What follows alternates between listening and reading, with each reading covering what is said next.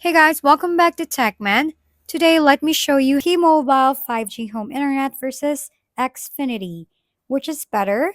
Choosing between T-Mobile 5G home internet and Xfinity really comes down to your priorities.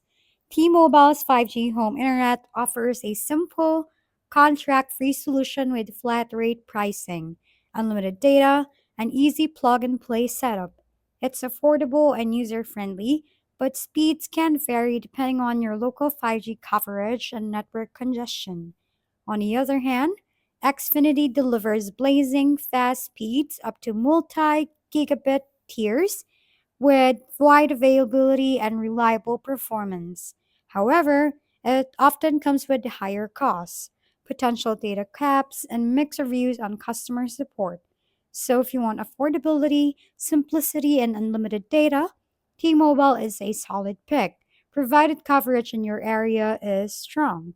But if speed, consistency, and heavy duty use matter most, Xfinity is likely the better choice. If we've been helpful, kindly give us a thumbs up and don't forget to hit the subscribe and bell button for more contents. For any questions and suggestions, comment down below.